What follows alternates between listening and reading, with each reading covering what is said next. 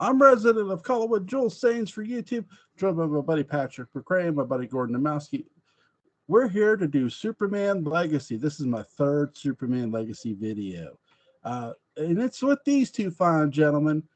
I have a question. I have loads of questions for you guys. So here's my first question. Oh, okay. Let me stop you right there, Joel. Okay. You have kids. I think you know the answer to your first question. Oh my God. How are you excited about James Gunn taking over the DC universe, I guess? Well, because I want you to have more viewers. Yes. Yes, I'm very excited. Having sat through the interminable Suicide Squad, which was a fun movie that just refused to stop shouting fun at over and over and over again for what felt like 98 hours. Yeah, I can't wait. He's the man for the job. Sure. Yeah, I'm excited too, but I think you could throw in a, a a chimp hopped up on energy drinks and M&Ms, and they would do a better job with the DC universe. Seriously, um, hire Kenneth Branagh. Hire Kenneth Well, Branagh. He did a pretty good job with Thor. Yeah. well, he's busy doing the same thing with Hercule Poirot. Strange visitor from another haberdashery. Well, let me sort of halfway answer your question in this way too. A while back ago, not too terribly long ago, me and Butch did a double western of Wyatt Earp again, and we did a movie. We did two movies directed by the same director. They were both based upon Wyatt Earp. Um, Gunfight at the OK Corral and Hour of the Gun. And the director, I think he saw when he made Hour of the Gun, I think he saw the writing on the wall for westerns. I think he was just more cashing in on the westerns at that point. I think he knew where they were headed, which was downhill eventually. Not right at that time, but by the end of the 60s, the westerns were dying.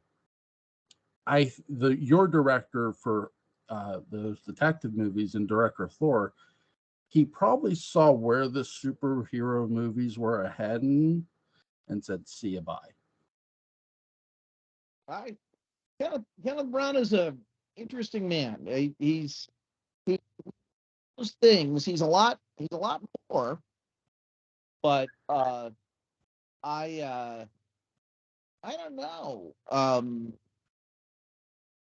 I think I think James Gunn's too funny. Yeah. I really do. I was I was watching stuff about the making of the last good Superman movie, which was Superman the movie, and they were talking about the different incarnations that the screenplay went through, and that a point when Richard Donner came on the project, um, he said, this has gotten too cynical. It's gotten too funny. And he said, yes, there's a lot of humor that lives in this. Lex Luthor's a funny guy, and and so on. But it's got to really, really come genuinely, out of the characters as a genuine outgrowth of those situations, and that made me appreciate just what an incredible balance Donner was able to bring to those films, specifically, the first one and a half Superman movies. And so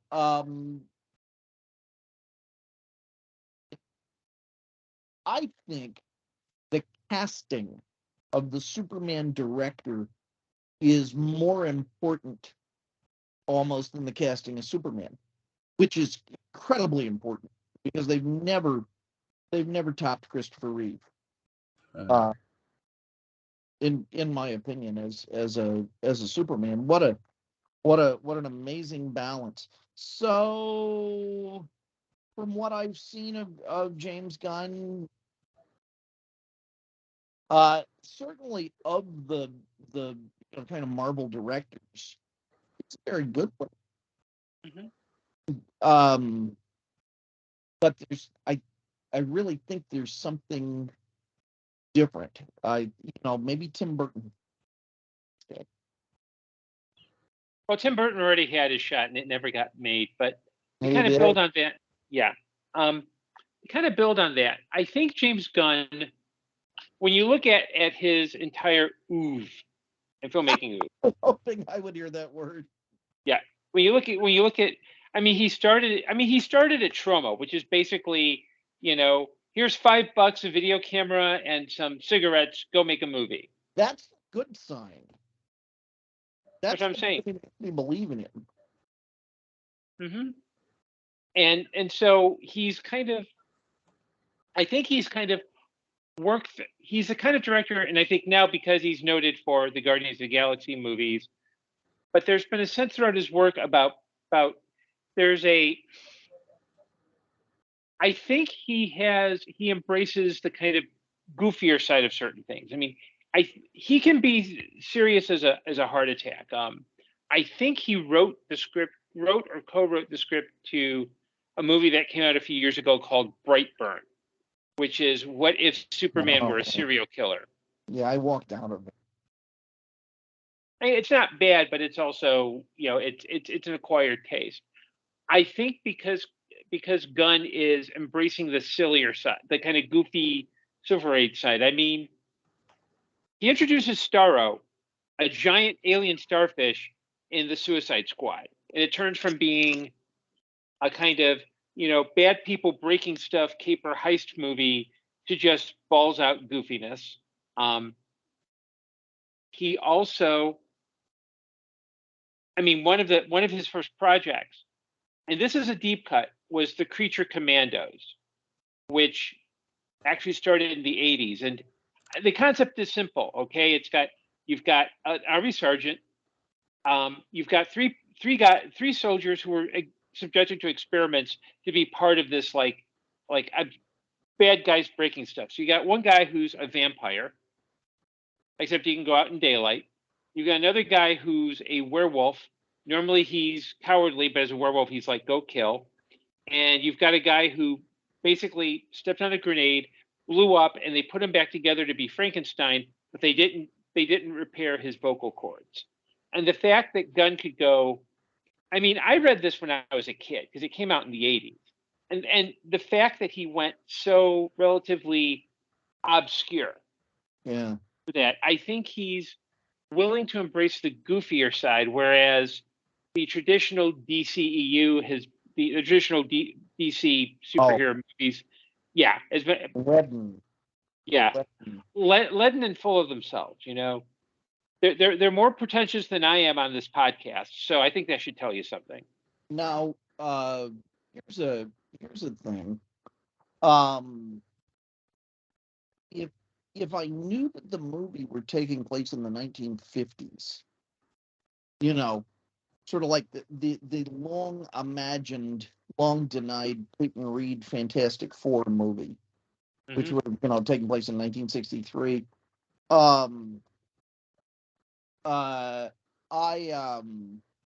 If I knew that, gotta be great.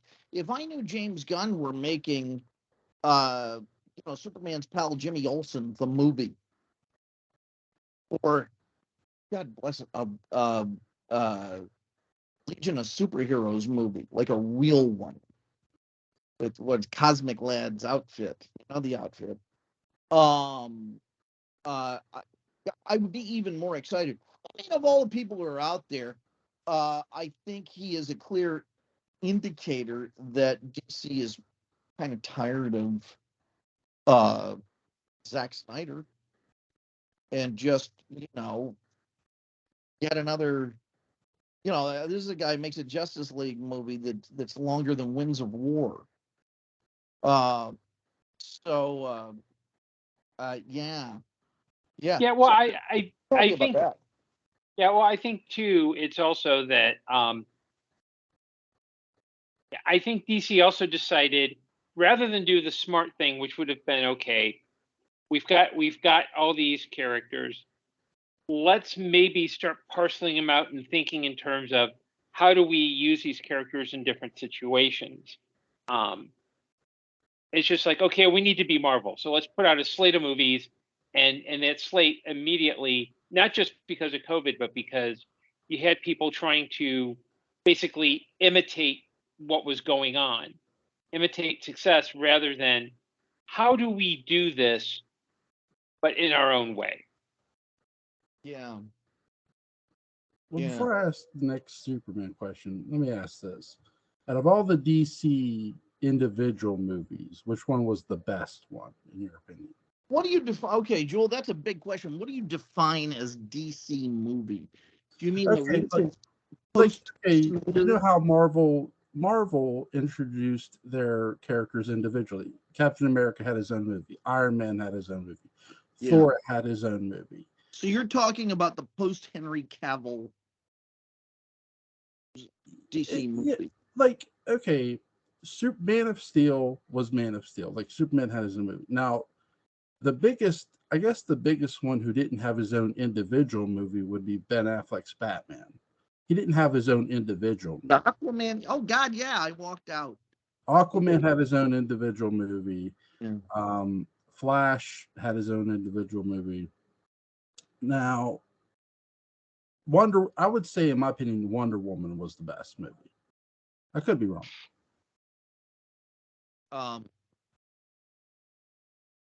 I found them all insufferable.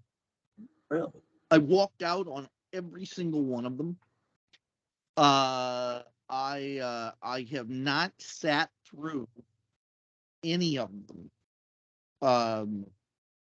When I went to see, I think it was Batman versus Superman. Yeah. It was either that or Justice League. I don't know. It's all the same. When I went to see that, I was with my long-suffering friend Benji. Thank God he's an Army Ranger, because that guy can get through anything. And I kept falling asleep. And when I sleep, I snore. And there was this donut of empty seats that was expanding every time I woke up and looked around. And I finally turned to Benji. I said, Benji, I can't do this to you or to these other people anymore, which is more than the makers of that film ever said. And I got up and left. And that started a proud tradition. I'm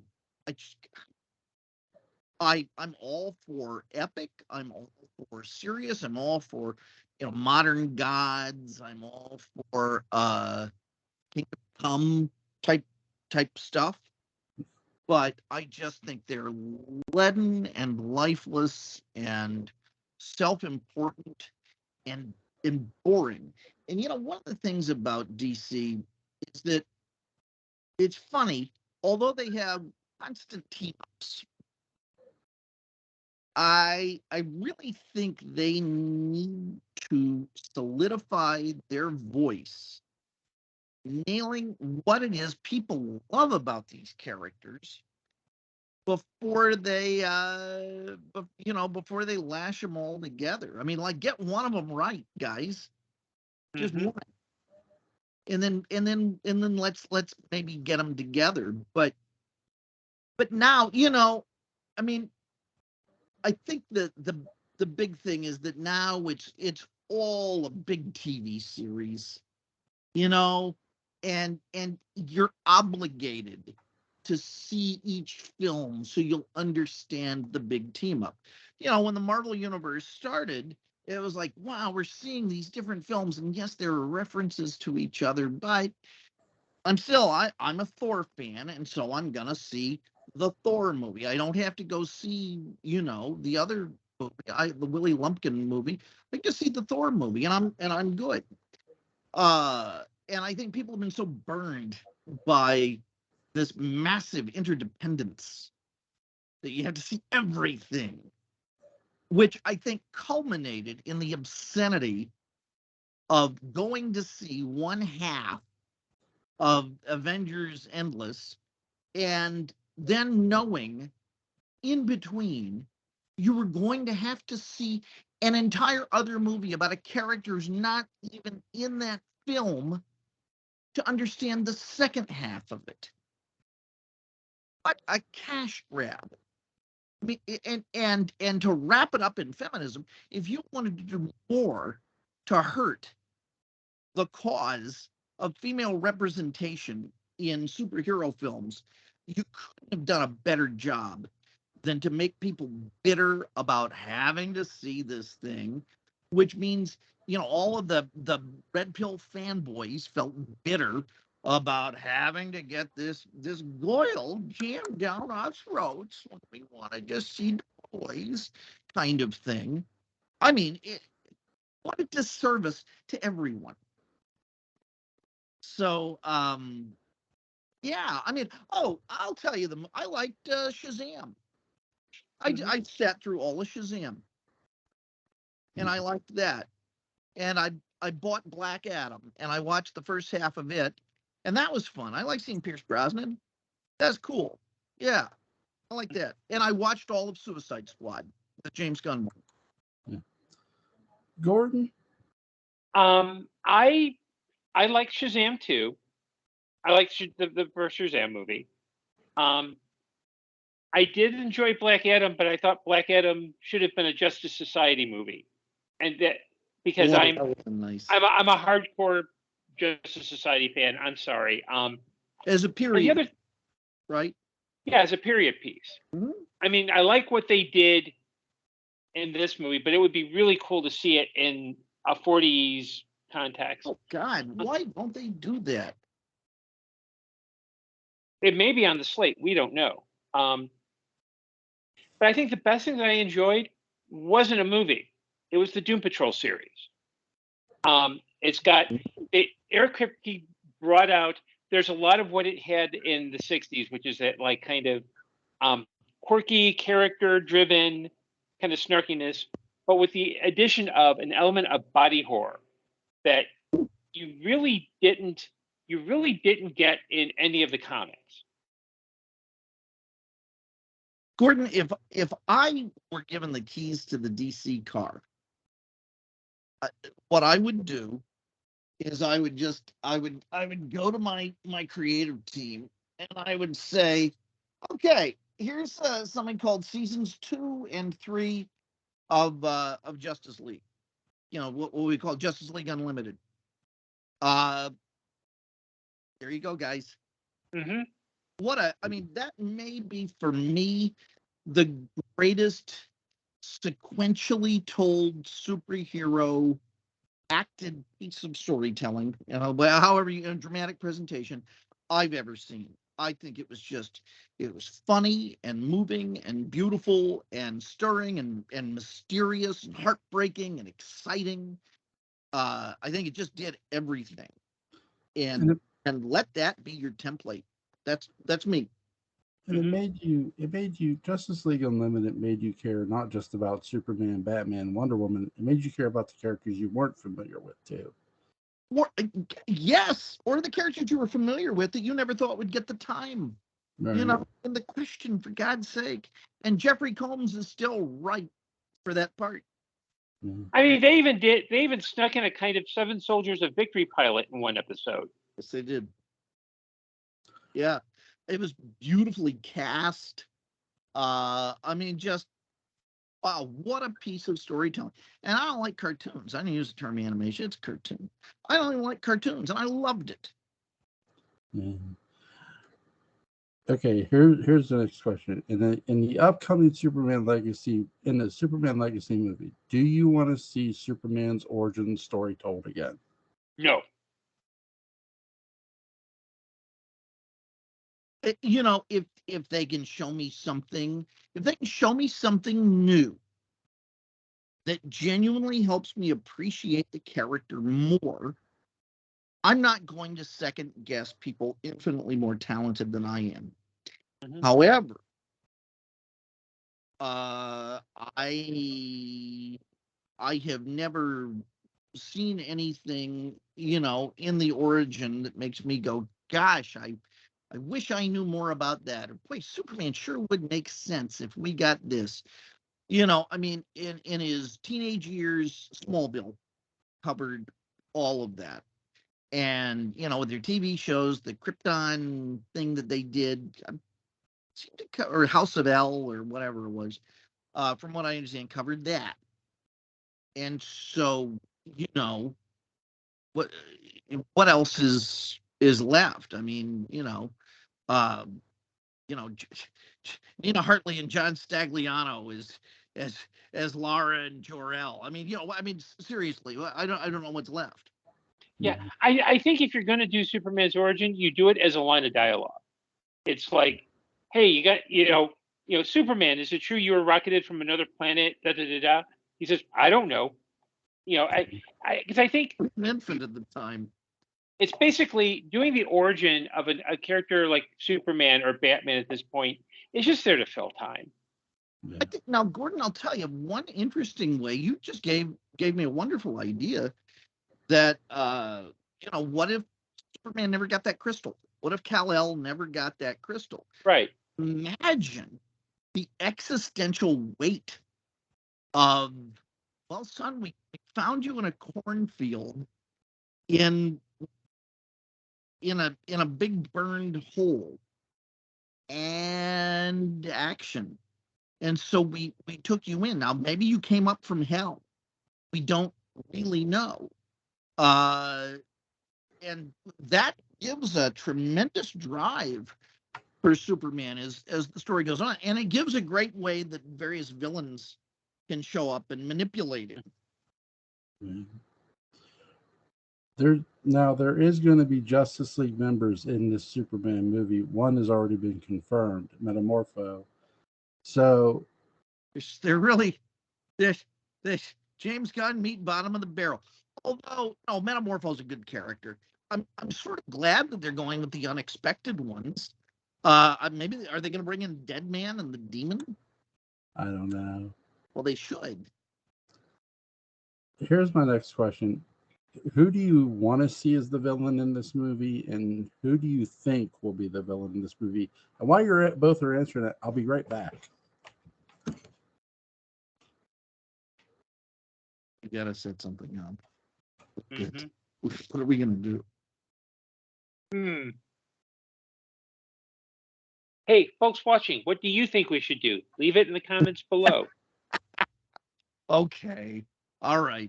Well, Malcolm McDowell is Caligula. Let's see. Done. I'm trying to. Pauly Shore. It's Pauly Shore. Pauly Shore and Carrot Top team up. There you go. That's a good traditional Superman. Let's see who else. Really is. Can we bring in Dana Carvey's Master of Disguise? Have him face off against that. Yeah. I think Dennis Miller. Just Dennis Miller, his political ethos versus Superman. You will believe a man can sell out. Okay. Okay. Oh, seriously, the villain. Well, I mean, if you're going to give me a Lex Luthor as refreshing and fun and real as Gene Hackman, as that version, I mean, here's the thing. These we got to be honest. These villains are pretty interchangeable. It all comes down to how they're written and how interesting they are. Mm-hmm. And the wit with which they're written. I think the important thing is that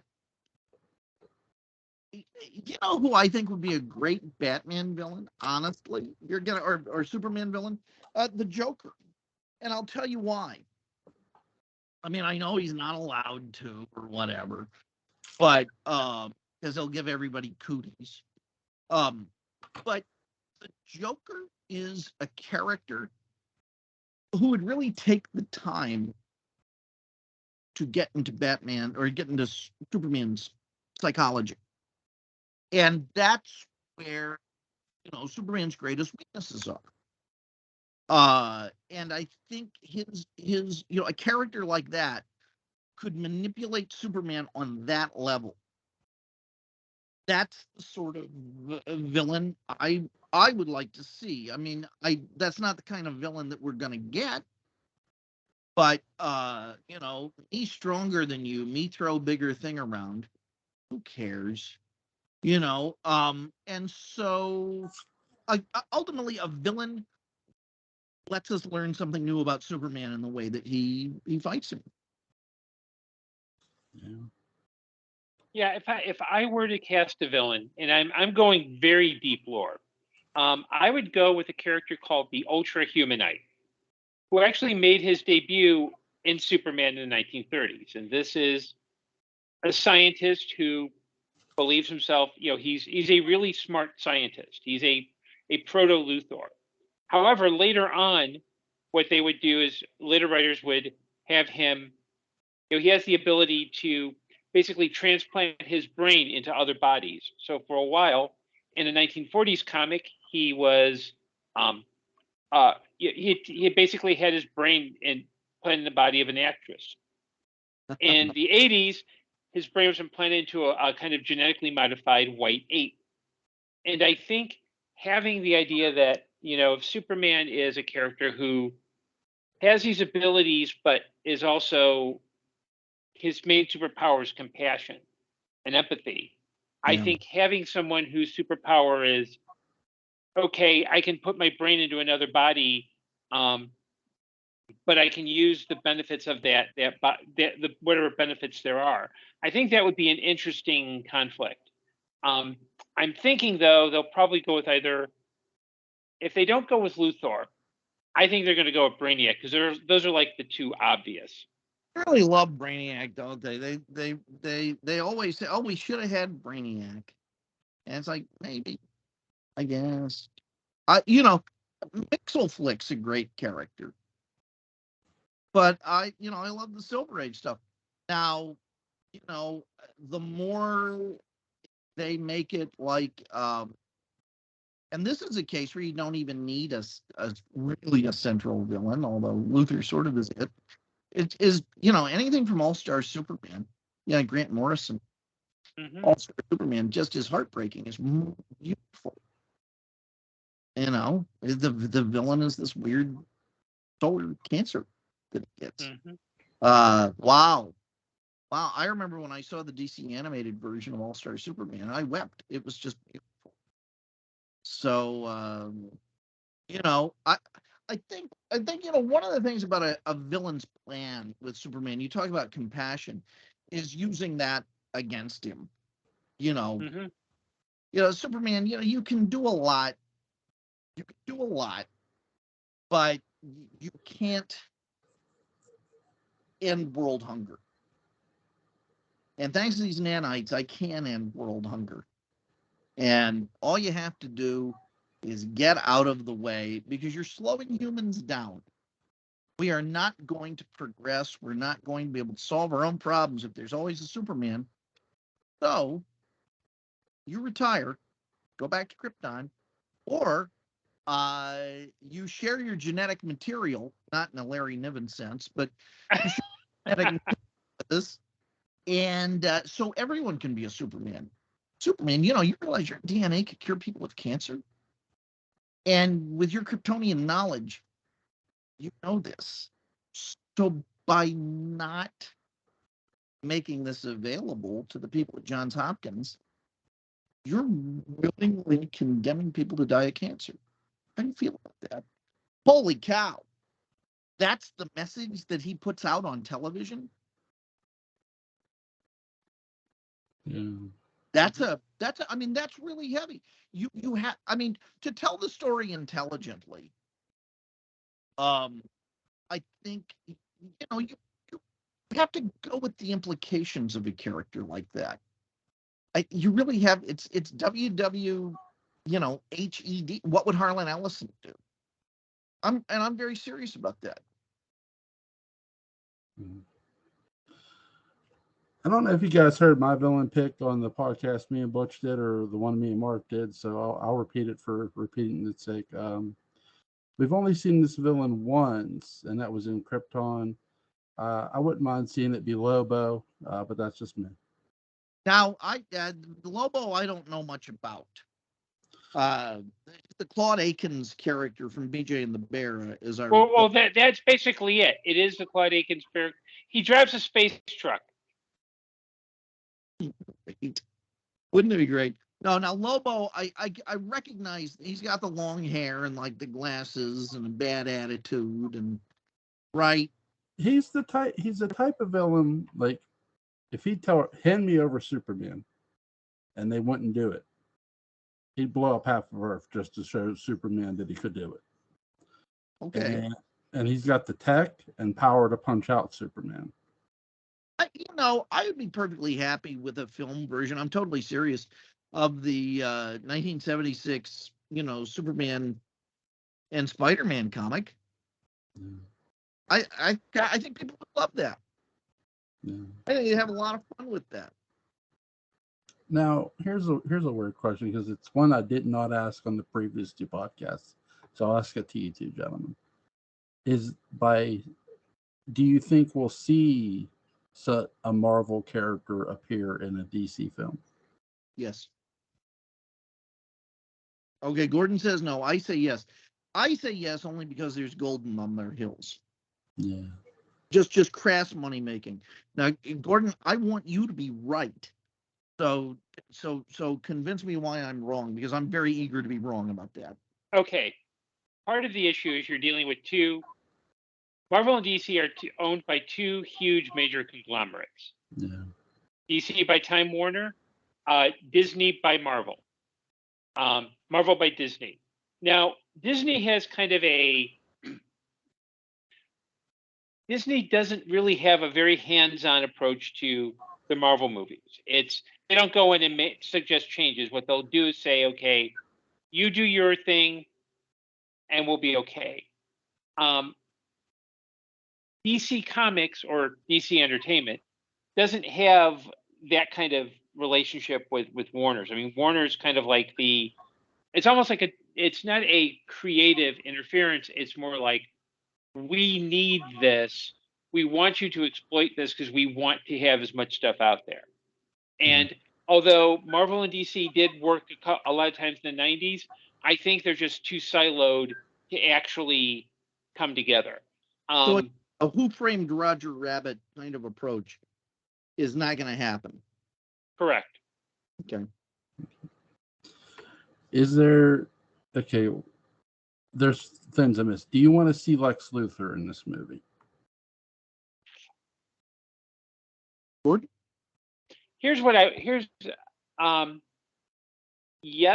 but if you use my idea of the Ultra Humanite, the post-credit scene is, you see like an operating table, and you see like, okay, we see a patient, but he's in the background, and you have two doctors talking. Yeah, the surgery is done. The surgery is completed. Yes, our boss has a new plan, and then it cuts to a TV where the scrolling banner says Lex Luthor reported mixing.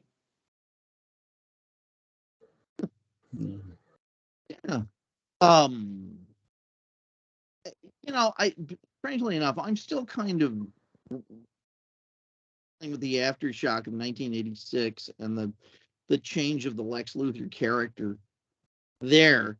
So, I don't know who Lex Luthor is and which Lex Luthor. Will the real Lex Luthor please stand up?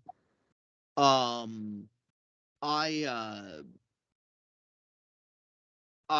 want to see a villain done well, and if that ends up being Lex Luthor, that's fine. I will say I would be far more interested in a Lex Luthor movie. Yeah. Oh man, would I love to see a Lex Luthor movie. What was that comic they did with like the Legion of Villains or something like that in the 60s and 70s? You remember that? Oh, the Secret Society of Supervillains. Yes. God bless, I would love to see that movie.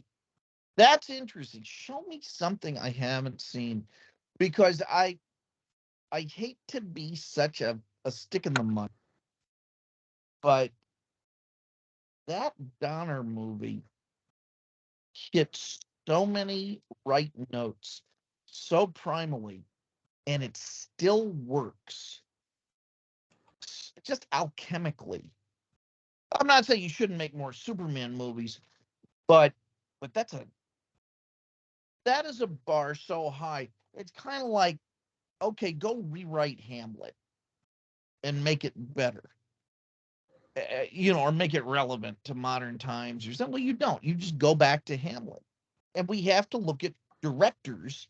The very term auteur means author, and director is author. And I think maybe Richard Donner accidentally wrote the Hamlet of superhero movies. Certainly the Hamlet of Superman movies with that film. And I have almost, unless we did something like Kingdom Come or the Grant Morrison All-Star Superman, I don't have a particular Superman itch that needs to be scratched that hasn't been scratched. A Superman movie I'd like to see, honestly, It's a Bird, It's a Plane, It's Superman, which, if you've ever read the script, is delightful. And if you've heard the score, is just marvelous. And don't look at that late night 70s version as a real indication of what that project is.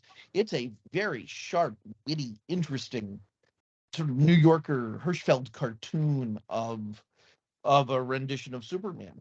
So I just come back to this. If I were going to do this, I would film All-Star Superman and leave it at that.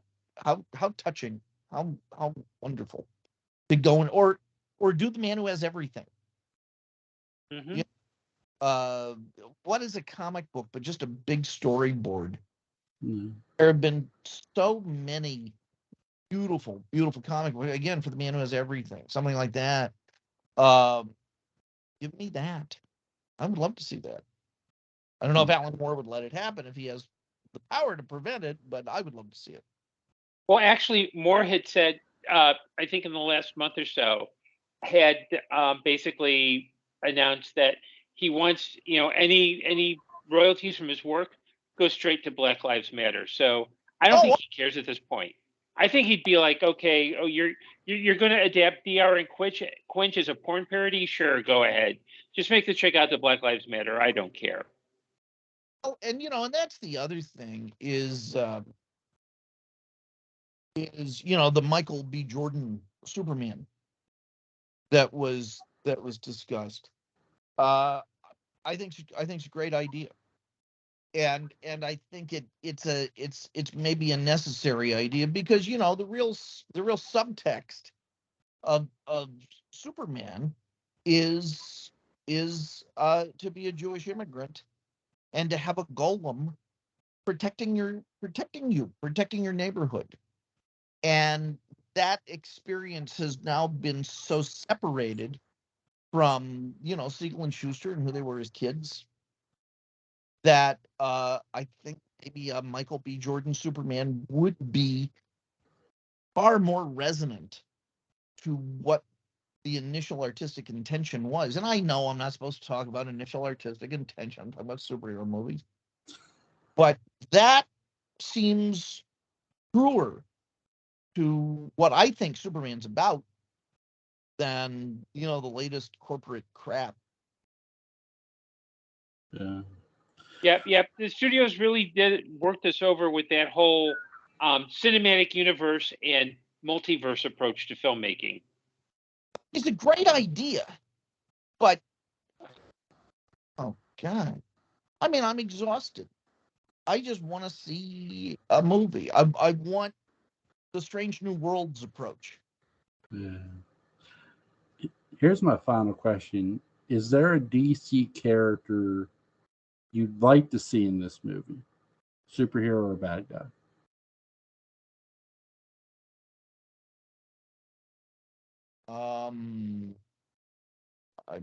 I'd like now, like, as a second banana to Superman. Yeah.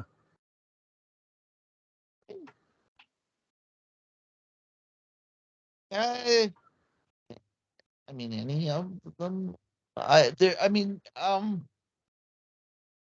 it just depends on the execution. I mean, I am so afraid of superhero movies now, just screwing things up. Booster Gold would be fun.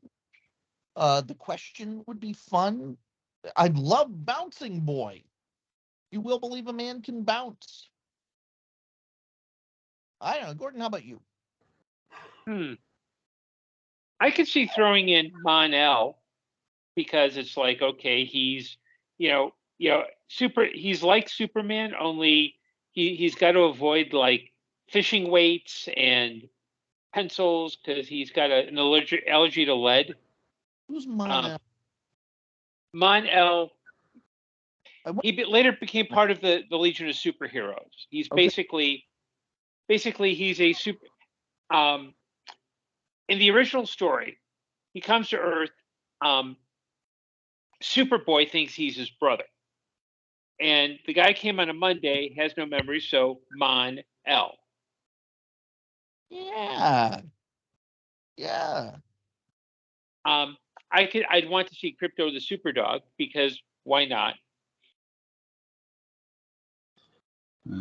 Comet. See, I want to see who's the mermaid? Lorelei.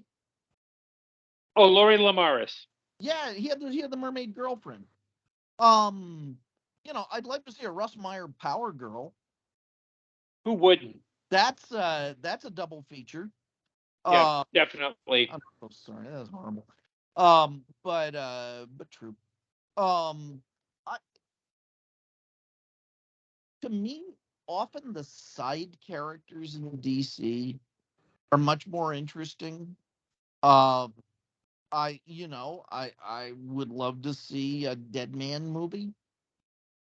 I'd love to see a but nobody ever asked me what my favorite comic is of all time. What's your favorite comic? Girlfriend Lois Lane. Silver Age Lois Lane is my favorite comic book ever. And because she's bitchy and catty and yet she always gets hoisted by her own petard. Get Larry David to make the Lois Lane movie.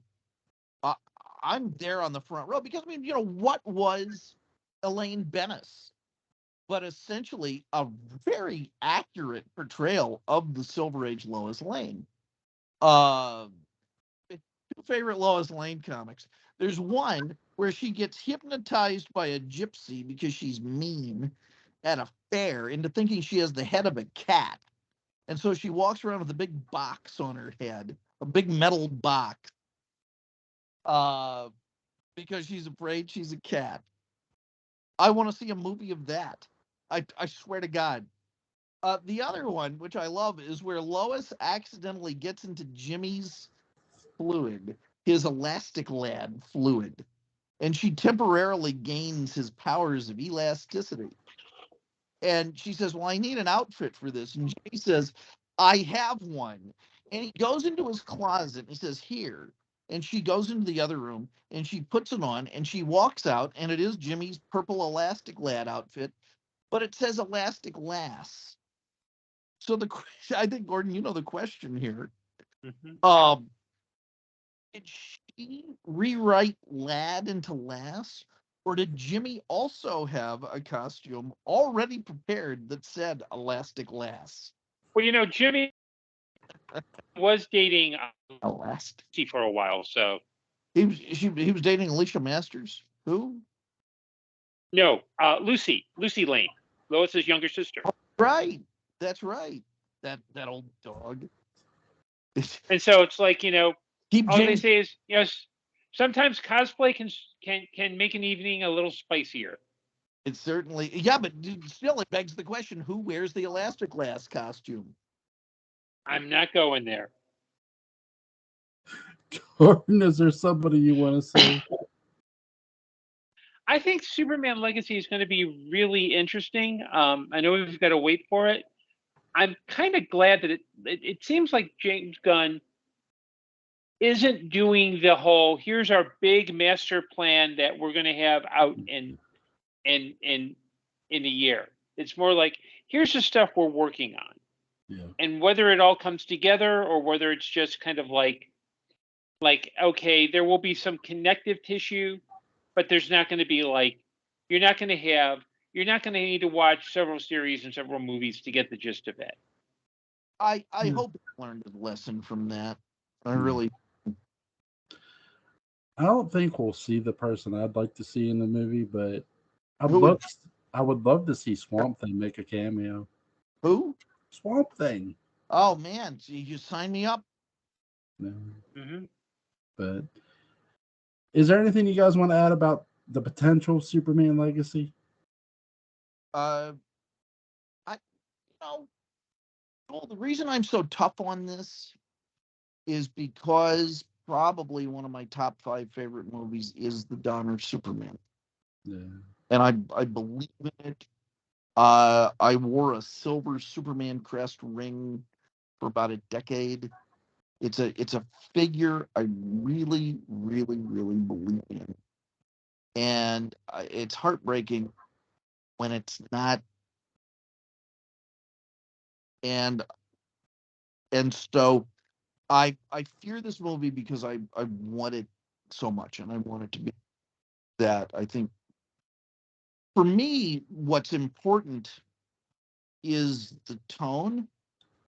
We live in such a terrible time. I mean, I don't know if you realize this, but we all went to sleep and woke up in a future dystopia. And I would like to think that's how a lot of people in the 40s and 50s felt about the late 70s. And then Superman came out. And that was such a reason to believe in the potential for good and the relevance of goodness. And that's what I want to see. Mm-hmm. Yeah, and to kind of piggyback on those comments, the previous production group of DCEU movies did 3 things at the same time. They dropped the ball, they pooped the bed, and they missed the point.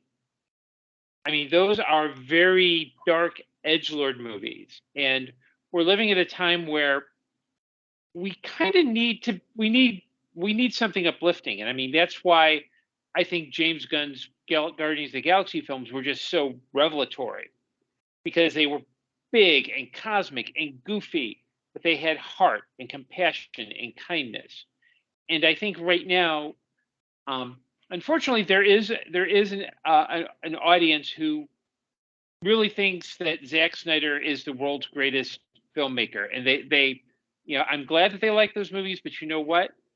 Those movies, I hate to say it, those were an endurance test. We need something more uplifting. We need something that's not going to remind us that, hey, we're living in an existential garbage fire. We need something. Yeah. And I think with the Donner film, one of the things it hit on, I mean, the tagline was "You can believe a man can fly," because it wasn't cheesy. It wasn't made for. They didn't lowbrow it. They really took the time to make it an uplifting, inspiring film. And I'm curious to see how James Gunn handles it, because I think this would be in his wheelhouse. I agree. Guys, for Friday night, is 9:45 p.m. too early for you guys? This is for John Carpenter's Vampires. Yes. At 9:45 is okay? Yeah. Yep, 9:45 is okay with me. Cool. I'll see you guys Friday night then. Let's see. For Sunday, is Sunday good for our next Dark Shadows video? Sunday night? Mm-hmm. Yes. 10:30. Gordon, it's your turn to pick. You don't have to pick tonight, but I've got an episode already in mind. Go ahead. 7:18. 7:18. Okay. So 7:18 for Sunday night, guys. John Carpenter's Vampires for Friday night. Guys, I'll see you Friday night, and take care. Okay. Mm-hmm. Bye, guys.